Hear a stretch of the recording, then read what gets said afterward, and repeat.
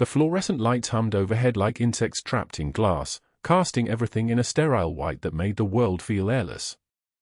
Ashley Cooper moved through Seattle General's emergency department with a kind of efficiency that came from muscle memory deeper than bone, hand steady, eyes tracking, her scrubs already smudged with the evidence of a shift that had barely begun. The paralyzed veteran from the VA facility transfer arrived on a stretcher at 6:17 in the morning, and she was there before anyone called for her, moving with the automatic precision of someone who had done this in far worse conditions than fluorescent-lit hallways and climate-controlled rooms. The 4-needle went in clean. One motion. No hesitation. She didn't need to look at his chart to know what she was seeing: complete paraplegia, motor function frozen somewhere between his chest and his waist, eyes tracking hers with the particular terror of a man who could think and feel but not move. His name was Marcus Chen, 34 years old, Marine Corps through and through from the look of his bearing, and when Ashley taped the 4 line down, her movements were so practiced they looked like meditation. "You're good at this," he said, his voice steady but thin, like someone speaking through water. Ashley didn't answer. Nurses at Seattle General didn't talk to patients. They worked around them. She adjusted the line, checked the flow rate, 95 milliliters per hour, good, and was turning to leave when she noticed it. On his left forearm, visible where his gown had shifted, was a tattoo in faded black ink. A single word written in capital letters that hadn't been refreshed in years: Cooper. She didn't stop. She didn't slow. Her hands remained steady as she moved to the next task, but something deep in her chest shifted like tectonic plates, and she had to breathe very carefully to keep her face flat. The coffee in the nurse's station tasted like burnt rubber and regret, which meant it had been sitting in the pot since 5 in the morning. Ashley took it black and stood at the far end of the counter, looking at the morning admissions board without actually seeing it. The department was already filling up: 3 traumas, 2 cardiac chest pains, 1 possible stroke coming in by ambulance. It was the kind of morning that separated people who belonged in emergency medicine from people who only thought they did. Dr. Whitfield arrived at 6:43, 15 minutes late with his starched white coat and the kind of walk that made other people move out of his way before he had to ask.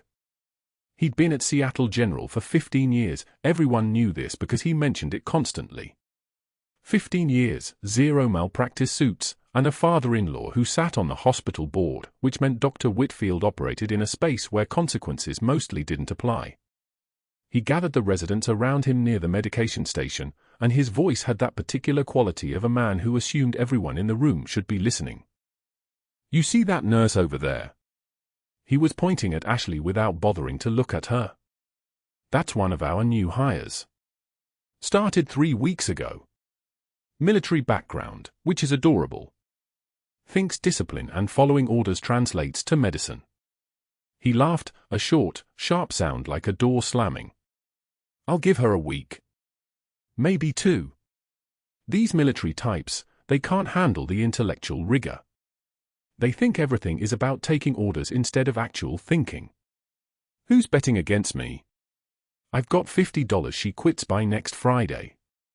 One of the residents, a third-year named Torres with kind eyes, shifted his weight and didn't say anything.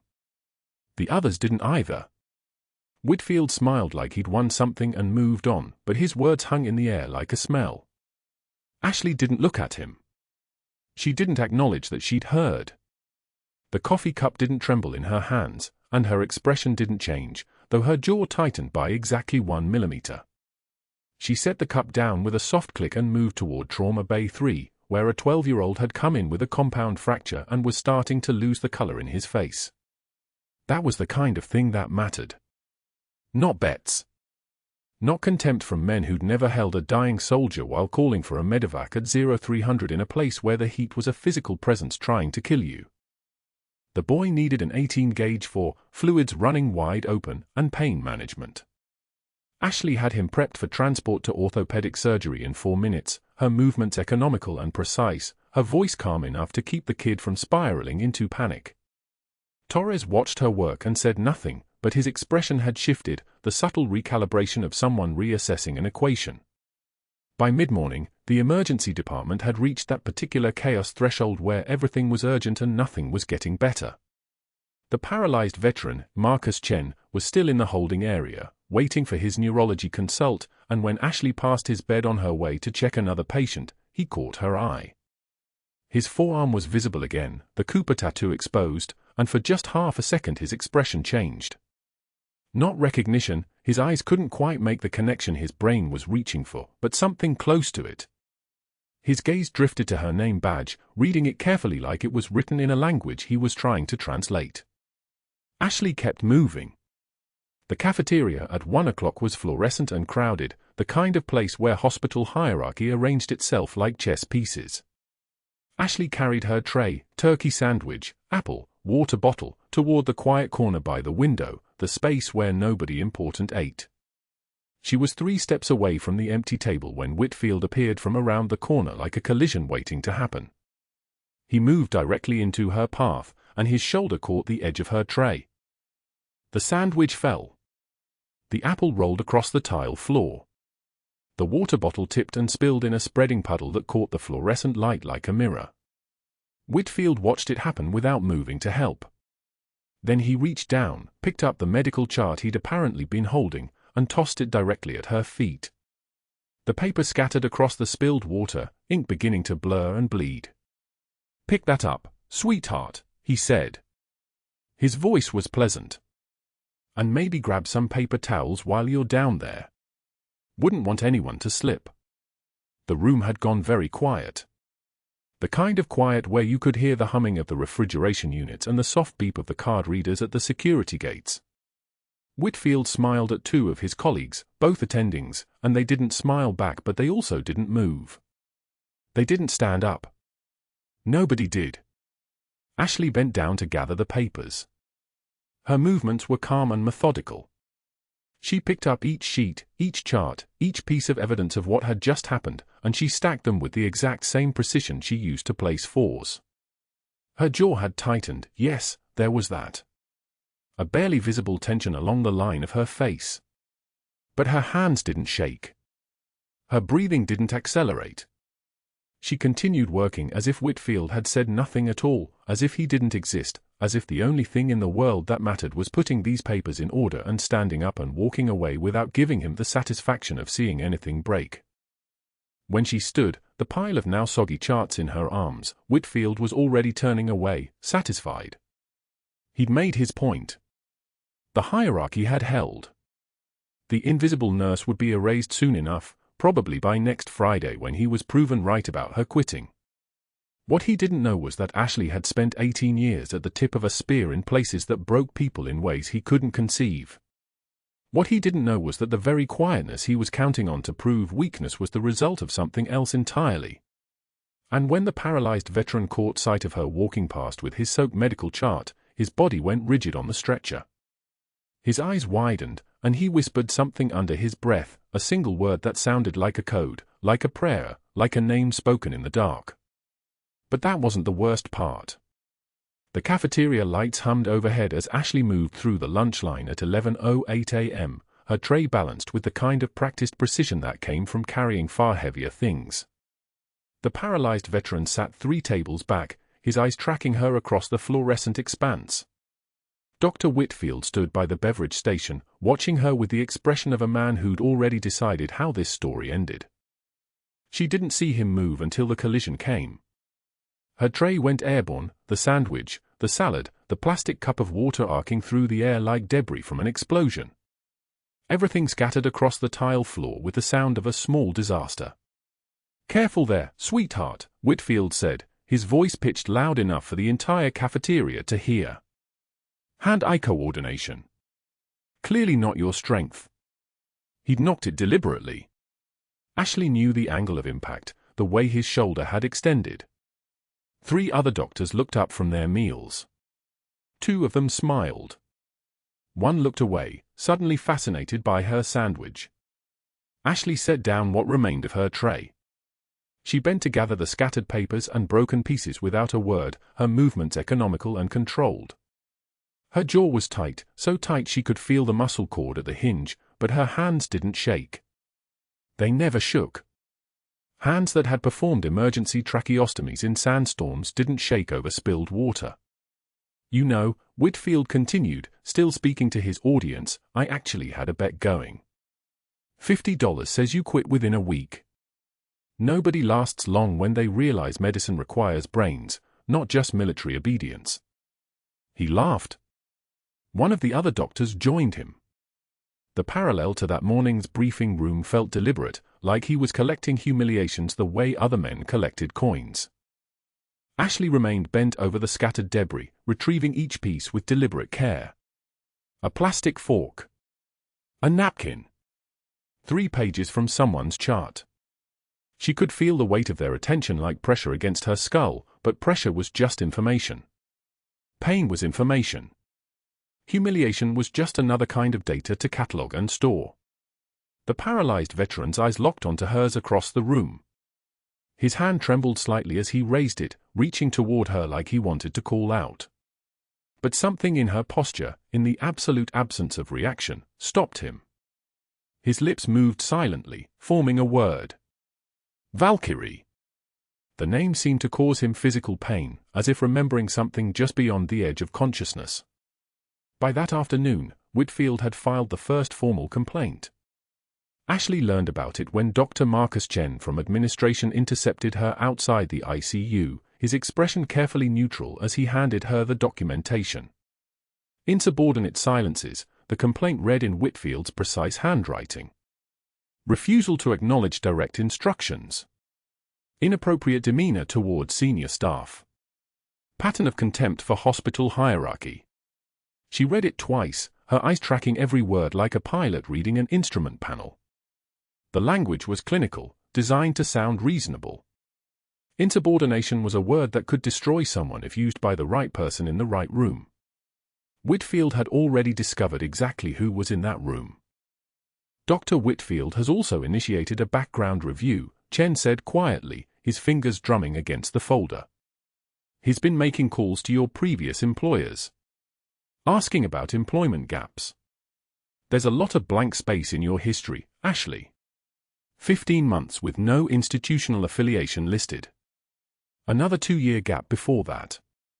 Administrative reasons, Ashley said, keeping her voice level and deferential. Nothing concerning. But she knew how this looked. The Special Forces Command had buried her records when she'd been ordered out of existence. No discharge papers. No separation ceremony. Just a directive written in language so classified that even the civilian hospitals where she'd briefly worked as a contractor couldn't access the full context. Those gaps weren't blank spaces, they were sealed vaults. He's calling the VA training program you worked for, Chen continued, studying her face for reaction. Asking specifically about whether you left under a cloud. Whether there were incident reports. The paralyzed veteran's chart sat on the counter beside her. His admission showed 47 days in a military hospital before transfer to Seattle General, a traumatic spinal cord injury from an IED in Iraq, a classification as Category 4 prognosis. No recovery expected. He'd been transferred with nothing but morphine and paperwork, shunted into the civilian system like discarded equipment. That evening, Whitfield's campaign escalated with mechanical precision. He had activated his network, 15 years on staff, a father-in-law on the hospital board, connections at 3 other institutions in the region. The calls went out in waves. To the VA hospital. To the private contracting firm. To the surgical center where she'd done emergency triage work during the gaps in her official record. The message was consistent across all of them: serious violations. Pattern of concern. Need for detailed incident reports. Ashley's phone began receiving calls at 4:22 p.m. The first came from a former supervisor whose voice had changed, become guarded. We received an inquiry about you. From a Dr. Whitfield at Seattle General. He's asking some pretty specific questions about why you left. About whether there were any incidents. What did you tell him? Ashley kept her voice neutral. That we had no record of incidents. That your work was exemplary. But Ashley, he's suggesting there might be more to find if we dug deeper. He's implying things. Making it sound like I'd be helping cover something up if I didn't cooperate fully. The message was clear. Whitfield wasn't asking questions, he was planting suggestions. Leaving space for people to imagine worse things than the truth. It was a technique that worked because the worst thing they could imagine about someone with 17 million seconds of classified military service was worse than anything they'd actually done. The second call came from the contracting firm. We need to verify the circumstances of your departure from the Tikrit field deployment. Dr. Whitfield mentioned you might have incident reports from that period. There were incident reports. 12 of them. All classified. All locked inside Pentagon servers with encryption that required biometric verification 3 levels above Whitfield's access. He was hunting for something he could never actually see, but the hunting was the point. The implication. The suspicion. Ashley hung up the phone and returned to the nurse's station where the paralyzed veteran's vital signs glowed on the monitor, BP 118/76, heart rate steady at 62. The numbers told a story of someone being kept alive while someone else waited for permission to die. He lay 16 rooms away, his eyes probably open toward the ceiling, his hand pressed against the tattoo on his forearm that read Cooper in faded military ink. Whitfield passed her station at 5:38 p.m., his phone pressed against his ear. His voice carried the particular satisfaction of a man who had just finished making a call that would cost someone something. Yes, sir. I understand the board's position. We have a duty to ensure credentialing standards are met. Suspicious gaps in employment history. References who seem reluctant to discuss incident reports. It does raise concerns about whether she's qualified to work in an acute care setting. He glanced at Ashley as he passed, his expression suggesting he'd just tasted something he liked. This was how he worked. Not with his hands. With his position. With other people's doubt. With the machinery of institutional authority that ground smaller people into powder. The humiliation in the cafeteria had been the bait. This was the trap. Whitfield was competent in the way that truly dangerous men were competent. He understood leverage the way a cardiac surgeon understood anatomy. He knew exactly which connections to activate, which fears to amplify, which ambiguities in the past to weaponize. And that was the moment when the overhead intercom crackled to life with 4 words that made every head in the emergency department turn toward the triage bay, code blue, trauma bay 4. And something in Ashley's chest shifted, a door opening to a room she'd sealed shut 8 years ago. The monitor flatlined at 2:13 p.m. on a Tuesday. Just a sound, one long note that made the entire emergency department hold its breath. Ashley was restocking the supply cart in Trauma Bay 2 when it happened.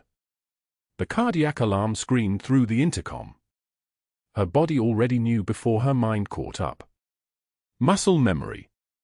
8 years of burial couldn't erase 8 years of field medicine. She moved toward the sound without thinking. The paralyzed veteran from earlier, the one with her name inked on his forearm, had coded during routine vitals monitoring. Blood pressure bottoming. Oxygen saturation cratering. The attending on the case was Dr. Whitfield. Of course it was. He stood frozen at the bedside, one hand hovering over the crash cart, his eyes wide and unfocused the way doctors' eyes got when protocols failed them and the thing in front of them stopped being a diagnosis and started being a body. "Get him on his back," Ashley said. Not asked. The tone came from somewhere deeper than her throat, somewhere that had trained soldiers in what to do when everything fell apart. "I have this," Whitfield said. But his voice cracked on this. His fingers fumbled for the code sheet taped to the monitor. His hands were still shaking. Ashley didn't wait. She positioned herself at the bedside. The veteran's chest wasn't moving. His lips were already turning grey. She'd seen this exact color exactly 47 times in Tikrit, in a forward operating base with no blood bank and a helicopter that wouldn't fly in sandstorms. She knew what came next. "Get me an 18-gauge needle. Now." Her voice had dropped an octave. It was different. Everyone in the room heard it. "We're doing proper resuscitation protocol," Whitfield started, reaching for the defibrillator pads. Ashley was already cracking the sternum. Her hands moved like they belonged to someone else, or maybe to who she actually was, the version of herself that had been sleeping for 8 years under fluorescent hospital lights. The scalpel was in her right hand before she'd finished thinking about it. The skin parted. The ribs seemed to open like they'd been waiting for her. "I need the chest open." "Full access," she said to the resident standing nearest the instrument tray.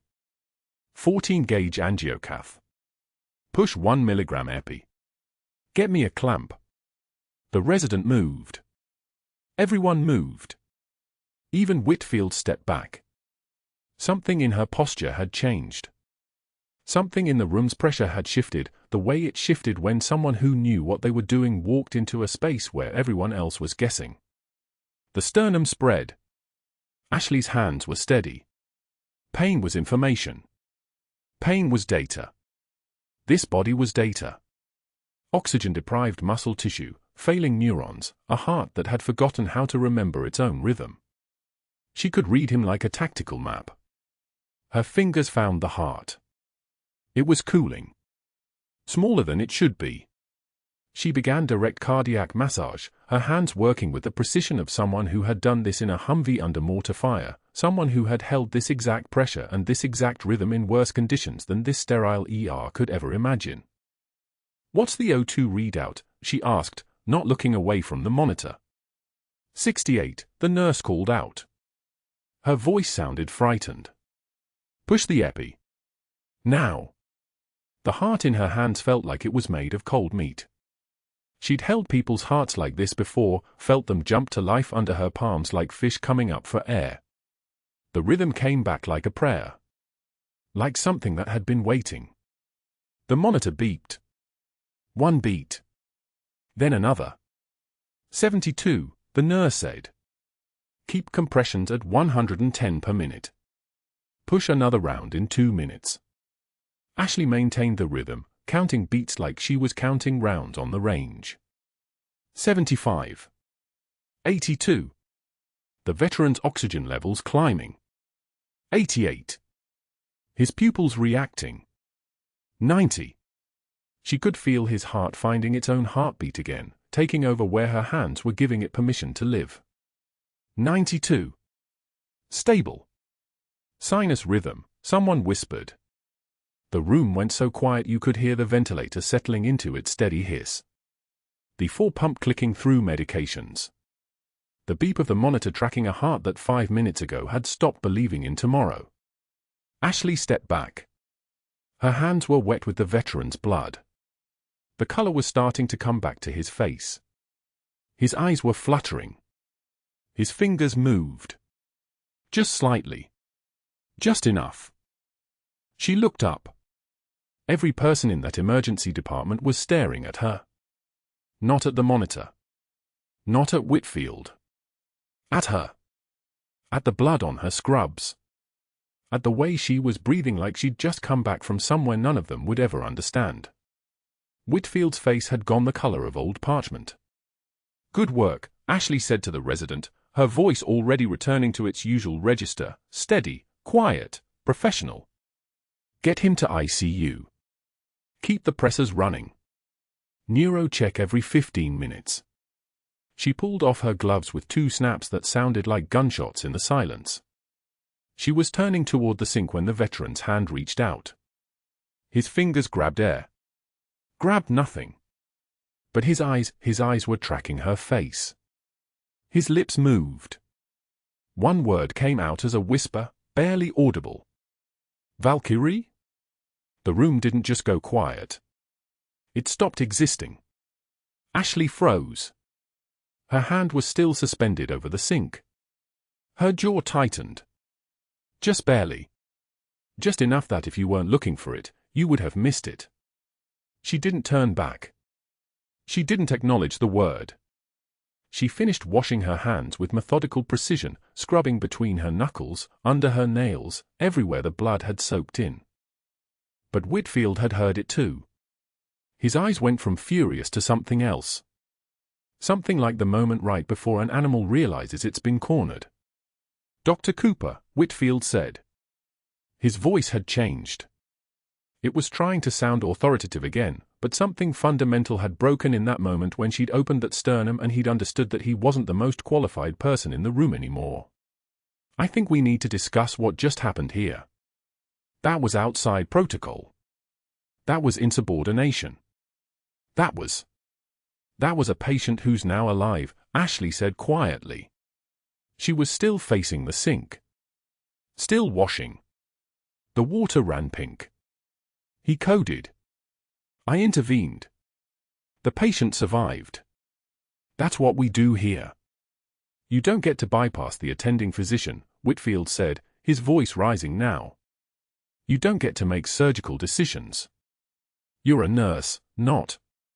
Not what, doctor? She turned. Her eyes met his.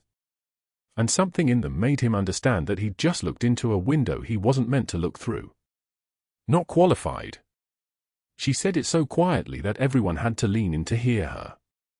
And that was when the first nurse in the room, a guy named Marcus who'd been in the Army Reserve, saw it. Just a glint of metal on the chain around her neck, barely visible above her scrubs. Just for a second before Ashley tucked it back under the fabric. Dog tags. Military issue. Worn enough to have weight. Worn enough to have history. The paralyzed veteran was still watching her from the bed, his eyes following her like she was the only real thing in a room full of ghosts. His mouth tried to form another word. His hand was reaching again. Whitfield saw it too. He saw everything shifting in that moment, the hierarchy he'd built on 18 years of credential and his father-in-law's board position suddenly feeling very thin. I want an incident report, he said, but his voice had lost its teeth. By end of shift. I'm notifying administration. Ashley was already moving out of the trauma bay, heading back to her station, her hand still damp but her composure sealed shut like a vault. Behind her, Whitfield stood in the ER, surrounded by staff who were all looking at each other with the kind of confusion that comes when you realize you've just watched something you don't have a framework to understand. The veteran was still alive. His oxygen was climbing. His heart was beating on its own again.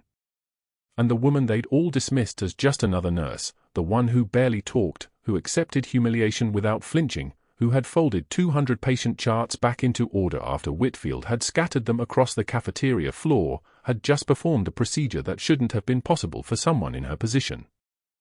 That was the moment when Whitfield stopped trying to break her with words and started making phone calls. That was when his fury transformed into something more dangerous, strategy. Because he'd just realized that Ashley Cooper was something he couldn't predict, couldn't control, and couldn't understand. And he was going to burn the whole hospital down to make sure nobody else figured it out before he did. The resuscitation was successful. Sinus rhythm. The room went dead silent. The monitor's steady beep felt like a miracle nobody had earned. The veteran's eyes fluttered open in the recovery area, unfocused and confused, and his hand found Ashley's wrist before anyone else moved. He pulled her closer. His voice came out cracked, barely audible. Valkyrie. That single word carried 8 years of weight. Ashley pulled her hand away and kept walking. Wrong person. It wasn't a request. It was a command to herself. But Dr. Whitfield had watched the entire resuscitation from the observation window, and what he'd witnessed wasn't gratitude settling in his chest, it was rage. She had stepped into his moment.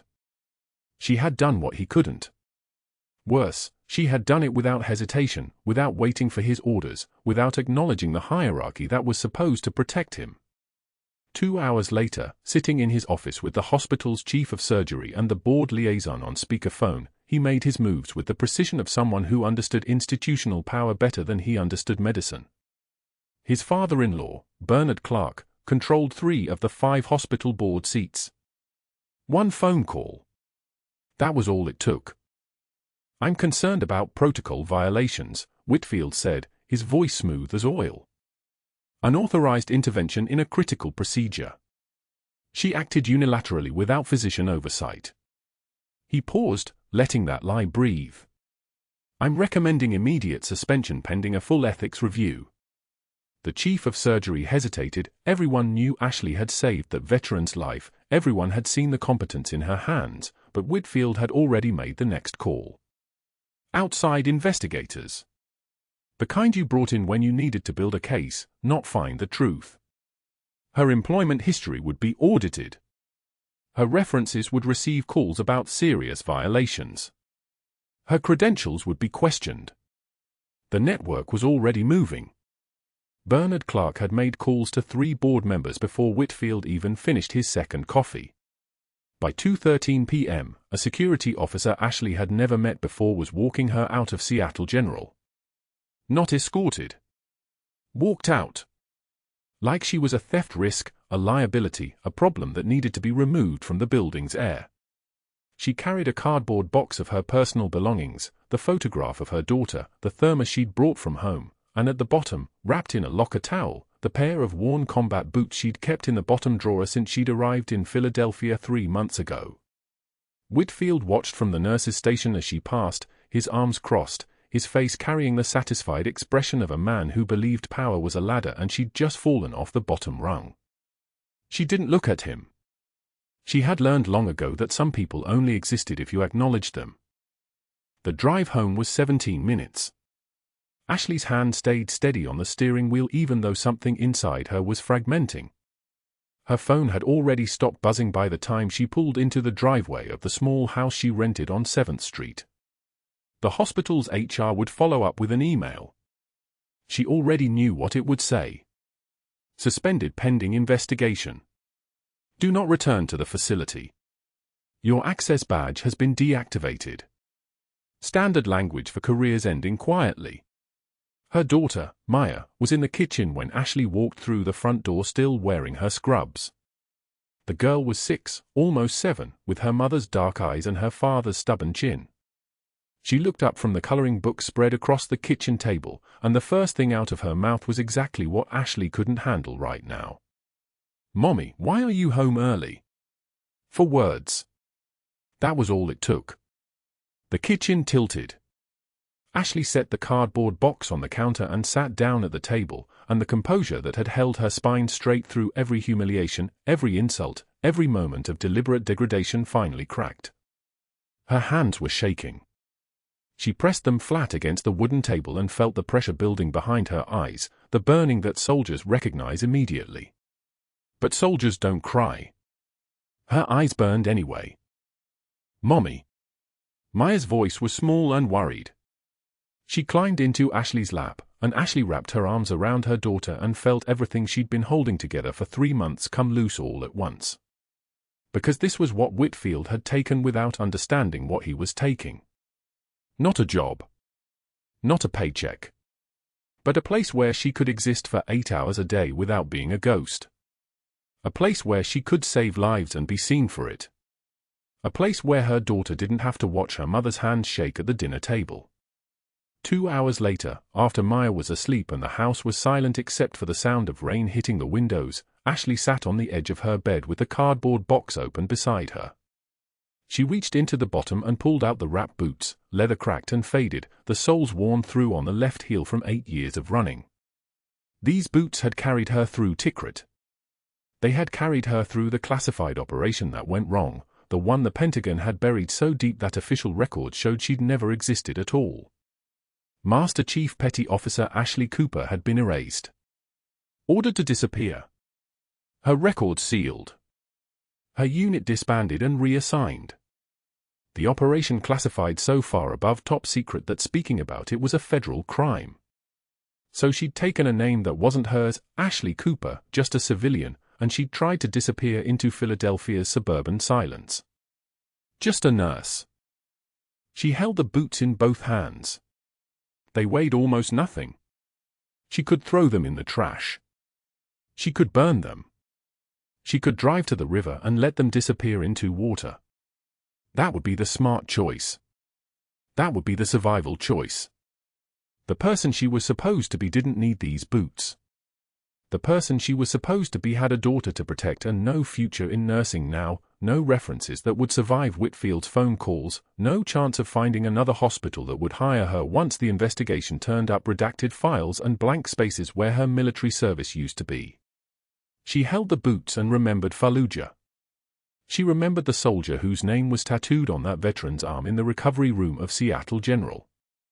She remembered carrying him for miles through hostile territory with 2 rounds in his chest and his blood soaking through her uniform and her hands the only thing keeping him alive until the Blackhawks arrived. She remembered the thank you he'd written, the words he couldn't say.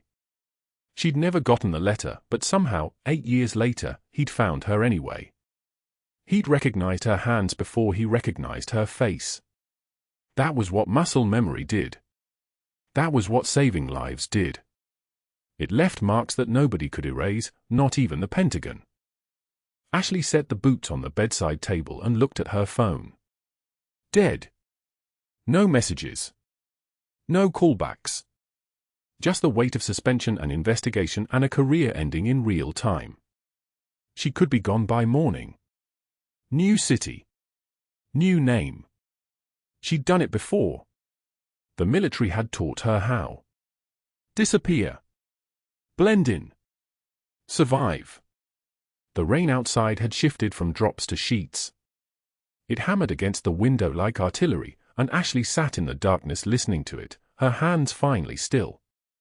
47 hours of stability had been taken from her in 2 hours. That was the math. That was the exchange rate for stepping out of line. And then she heard it. Distant at first, barely audible beneath the rain.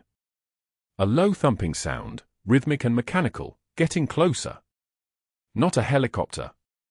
Too steady for that. An engine. Somewhere out in the rain-soaked night of Philadelphia, on a residential street where nothing ever happened, something was arriving. Ashley moved to the window and looked out into the darkness. The headlights hadn't appeared yet, but the sound was growing louder, and every nerve in her body recognized the acoustic signature of a vehicle that had no business being in this neighborhood at 11:38 p.m. Black SUV. Multiple vehicles. She could hear it in the engine pattern, the weight distribution, the way they were moving in formation. Military. Her phone was still dead on the bed. She didn't need it to ring. The morning broadcast flickered across the television mounted in Seattle General's main lobby, CNN's logo pulsing red in the corner as an anchor's voice cut through the ambient hospital hum. A groundbreaking investigation into military veterans abandoned by government oversight, 5 years of records, 3 congressional inquiries, and 1 woman's extraordinary disappearance. Ashley's face filled the screen. Not her face now, weathered and tired from double shifts, but her face from 8 years ago in dress blues, hair pulled back tight, eyes that knew things most people never learn. The caption read in bold white letters, "Decorated combat medic missing for 8 years." Below that, a memorial display. A pair of worn combat boots, sand still visible in the creases, positioned beside folded photographs and a folded flag. The leather was cracked and faded, the soles worn through at the heel from miles of patrol routes through neighborhoods in Tikrit that no longer belonged to anyone alive. A patient pressed the call button. The broadcast played on as nurses ignored it, their attention locked on the screen. One of them pointed at the image. Whispers started. The voice on television described classified operations, records sealed and buried, a Master Chief Petty Officer erased from every official database as if she had never existed at all. The Pentagon's response was total silence. No confirmation. No denial. Just absence. 3 floors above, in Recovery Room 4, the paralyzed veteran who'd been wheeled in from VA transfer 2 days ago was watching the same broadcast on his personal monitor. His hands couldn't move. His legs hadn't worked in 7 years, not since an IED in Sanjin Valley sent shrapnel through his spine at 90 miles per hour. But his voice still worked. His voice still had volume. He started shouting a single word, repeating it until nurses came running, until his monitors spiked and his heart rate climbed from 84 to 112. Valkyrie. Valkyrie. Valkyrie. The code name tore out of him like he was calling across a distance, like he was calling someone back from the dead. Security responded first, a veteran himself, maybe 15 years out of the Marines based on the way he moved. The guard stopped at the patient's bedside and saw the television. Saw the boots. Saw the face. He looked at the name badge on the chart hanging from the bed rail, then back at the screen, then at the patient's arm where a tattoo in faded ink spelled out the name Cooper beneath dates and coordinates. The guard's entire body went rigid.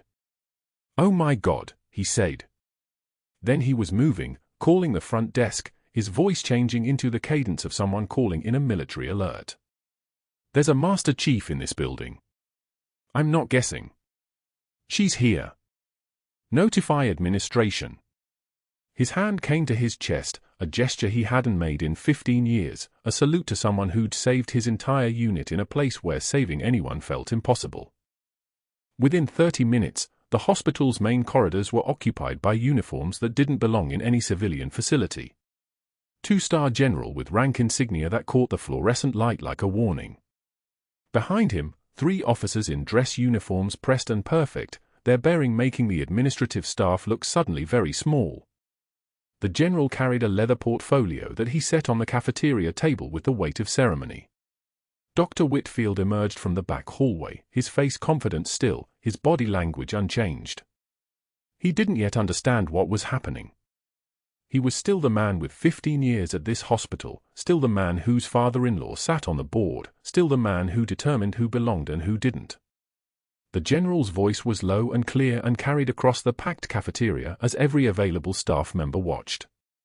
"Master Chief Petty Officer Ashley Cooper. 3 silver stars." He paused, letting the silence register. Reactions rippled across the room, nurses turning to face each other, recognition dawning too late. "Bronze star." The general continued reading from the portfolio, each medal its own sentence, each one heavier than the last. 2 purple hearts. He looked up, made eye contact with staff members standing against the walls. Navy Cross. The room's breathing synchronized into one held pause. Commendation reads as follows: "For extraordinary heroism under fire, this Master Chief carried a critically wounded soldier for miles through hostile territory in Tikrit, Iraq, conducting field treatment and navigation while under sustained enemy contact, risking her own mortality to ensure another's survival."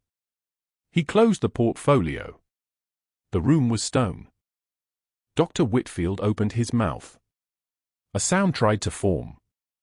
The general raised one hand, not aggressively, just a gesture of finality. "You're terminated. Effective immediately." The words were delivered in front of CNN cameras that had somehow arrived outside the cafeteria, in front of every administrative officer Whitfield had ever lorded over, every nurse he'd degraded, every resident he'd publicly shamed. "You're also being escorted from the premises for patient safety review.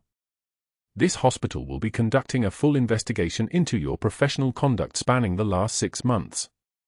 Military police appeared at Whitfield's left and right, movement so efficient it looked choreographed. He tried to speak again. Nothing came. His hands opened and closed. His face drained of color in the way faces do when the architecture of someone's entire life collapses in 30 seconds.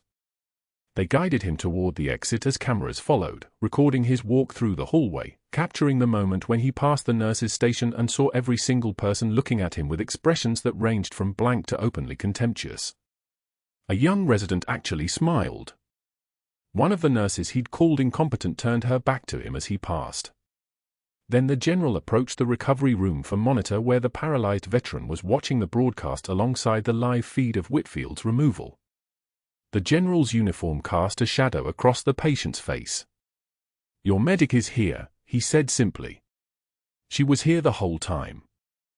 The patient's arm came up with whatever muscular control remained, and he pulled his sleeve up to reveal the tattoo in its entirety, not just Cooper's name, but the date beneath it, the exact day he'd had it done. The day after she'd carried him through Tikrit. The day after he realized he was alive because someone else had decided he was worth saving. His eyes moved to the nurse's station, to the monitors, to the hallway where Ashley was walking toward him, her scrubs still fresh, her name badge still hanging at sternum height. The silence lasted exactly 14 seconds. Then the entire hospital exhaled. What happened in those moments after was coordinate and intentional. The general moved with Ashley into the recovery room, his staff flanking the doorway, their presence making the space feel smaller and simultaneously more protected. Whitfield was outside now, in the parking lot, being guided toward a waiting vehicle, his humiliation broadcasting live on 3 separate news feeds. The board members who'd backed him were already getting calls. The hospital's legal team was already calculating the cost of their negligence. By evening, there would be statements released. By morning, investigations would launch. But in Recovery Room 4, there was only the veteran's face recognizing the nurse who'd carried him, and Ashley's face meeting eyes that had never forgotten, even when the rest of his memory had fragmented under trauma's weight. 6 months later, someone spotted Dr. Whitfield selling supplemental insurance policies from a folding table outside a strip mall in Tucson, Arizona. The name tag on his polo shirt read, Steve. He flinched every time someone called him doctor. His hands trembled when customers asked about his credentials. At night he sold policies under fluorescent lights that buzzed like accusation, like reminder, like the sound of every person he'd ever underestimated walking past him in silence. Inside Seattle General, things moved differently now. The hospital had opened a VA wing, dedicated resources to veteran-specific trauma care, hired a new chief of emergency medicine who'd actually served herself. Ashley stood in scrubs. She'd been offered a directorship, offered a title, offered an office with a door that closed. She'd turned it down. She wore the white coat when she needed to, the administrative badge clipped above her pocket, but mostly she was back in triage, back in the ER, hands moving from patient to patient with the same precision that had carried a soldier for miles through gunfire. In a glass case near the entrance of the new VA wing sat her military ID, finally recovered and restored, displayed next to a pair of worn combat boots that had walked through Tikrit and lived to walk through Philadelphia. A new nurse, 3 weeks into her career, watched Ashley work one afternoon and asked why she wasn't running the department. Ashley was checking vitals on an elderly woman who'd come in with chest pain, her fingers steady on the woman's wrist, her attention completely with the patient. "Because the patients need me here," she said without looking up. "Not in an office." The woman's heart stabilized. The new nurse watched Ashley move to the next bed, and the next, each movement exactly where it needed to be, each hand exactly as steady as memory required. The trembling wasn't fear. It was restraint. In that cafeteria, when Whitfield's career ended in real time, the paralyzed veteran whispered something to the general that only a few people heard. "She was always going to carry us. All we had to do was finally look." Have you ever underestimated someone only to discover their true strength came at a cost you never imagined paying? Share your story in the comments. Subscribe for more revelations about the heroes moving through our world unrecognized.